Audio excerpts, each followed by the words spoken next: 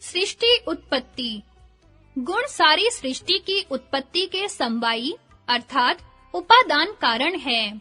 गुण का विशेष परिणाम जिससे तत्व में पृथकता होती है, साधारण असमवायी कारण है। चेतन स्वरूप पुरुष व्यष्टि रूप से और पुरुष विशेष समष्टि रूप से अपनी सन्निधि से चुंबक के सदृश ज्ञान, व्यवस्था तथा नियम पूर्वक जड़ गुणों के विषम परिणाम में निमित्त कारण है। इस विषम परिणाम का प्रयोजन पुरुष का भोग और अपवर्ग है, क्योंकि यह पुरुष की ही सन्निधि से पुरुष के ही ज्ञान में परार्थ अर्थात पुरुष के ही अर्थ, ज्ञान, नियम और व्यवस्था पूर्वक हो रहा है।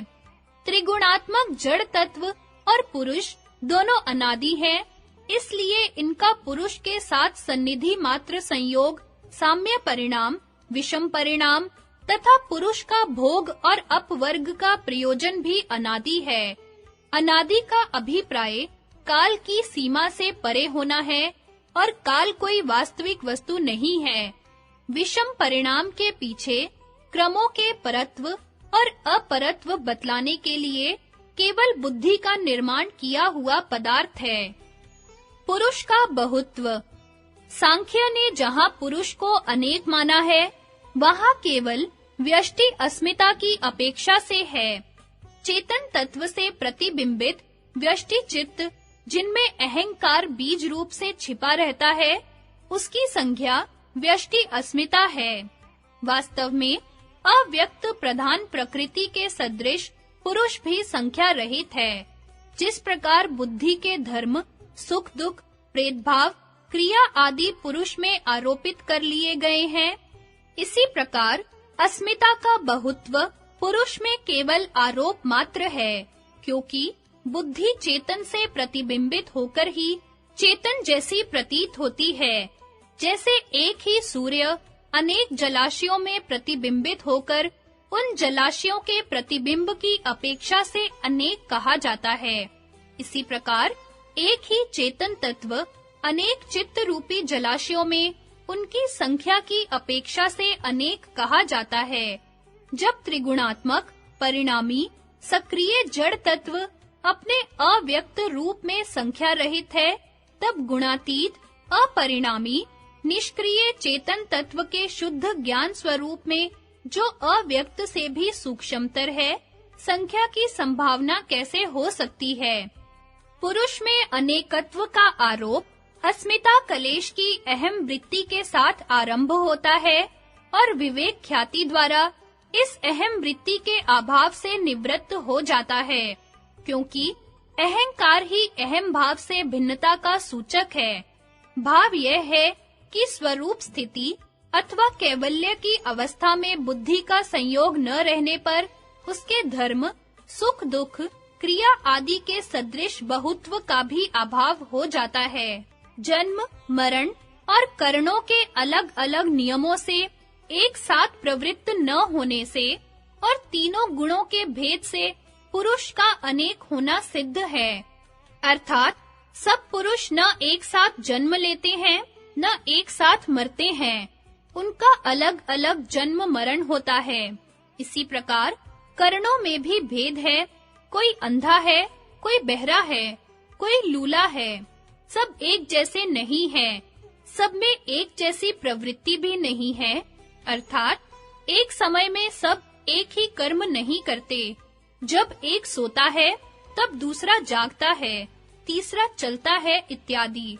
सबके गुण भी एक जैसे नहीं होते। कोई सत्व गुण वाला है, तो कोई रजोगुणी और कोई तमोगुणी।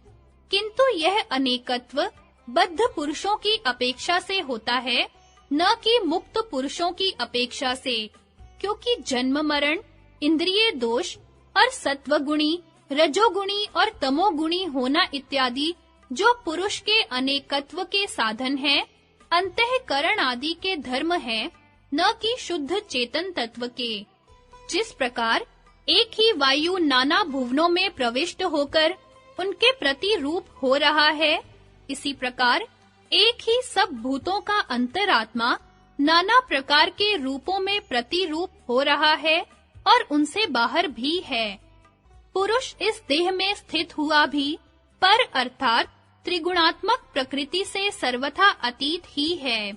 यथार्थ सम्मति देने वाला होने से, अनुमंता सबको धारण करने वाला होने से, भर्ता, जीव रूप से भोक्ता, ब्रह्म आदिकों का भी स्वामी होने से महेश्वर और अपने शुद्ध चेतन ज्ञान स्वरूप से परमात्मा है, ऐसा कहा गया है। इस प्रकार पुरुष को और गुणों के सहित प्रकृति को जो मनुष्य तत्व से जान लेता है, वह सब प्रकार से बरतता हुआ भी पुनर्जन्म को नहीं प्राप्त होता है। अंतःकरण अनेक हैं, इसलिए अंतःकरणों की अपेक्षा से पुरुष में भी अनेकता विकल्प से मानी गई है।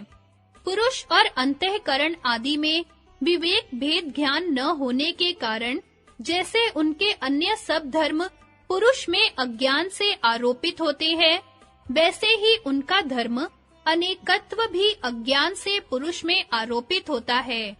विवेक ज्ञान के पश्चात स्वरूप स्थिति की अवस्था में जहाँ चित्त के निरोध होने के साथ उसके सारे धर्म क्रिया आदि का अभाव हो जाता है, वैसे ही अनेकत्व का भी अभाव हो जाता है। पुरुष, बंध और मोक्ष। यह बंध और मोक्ष भी वास्तव में प्रकृति के कार्य चित्त में ही होते हैं। पुरुष स्वयं स्वरूप से सदा असंग है, वह न बद्ध होता है और न मुक्त। जैसे इसलिए साक्षात न कोई बद्ध होता है, न कोई छूटता है, न कोई जन्मांतर में घूमता है। प्रकृति ही नाना आश्रय वाली घूमती, बंधती और छूटती है। संपूर्ण कर्म प्रकृति के गुणों द्वारा किए हुए हैं। अहंकार से मोहित हुए अंतःकरण वाला पुरुष मैं करता हूँ ऐसा मान लेता है, परंतु हे महाबाहो, गुण विभाग और कर्म विभाग के तत्व को जानने वाला ज्ञानी पुरुष संपूर्ण गुण गुणों में बरत रहे हैं, ऐसा जानकर आसक्त नहीं होता। अज्ञान जो बंध का कारण और ज्ञान जो मोक्ष का कारण है, तथा धर्म अधर्म जो संसार के कारण है, ये सब बुद्धि के धर्म हैं।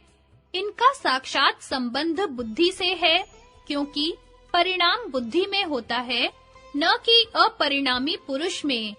इसलिए इनका फल बंध, मोक्ष और संसार का भी साक्षात संबंध बुद्धि से है। पुरुष सदा बंध, मोक्ष और संसार में भी एक रस रहता है।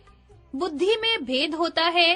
अज्ञान में जो अवस्था बुद्धि की होती है, ज्ञान में उससे भिन्न हो जाती है। पुरुष बुद्धि का दृष्टा होने से बुद्धि के आकार से अपने को भिन्न न समझने के कारण उन अवस्थाओं को अपनी अवस्थाएं समझ लेता है, किंतु वास्तव में वे अवस्थाएं उसकी नहीं, बुद्धि की हैं।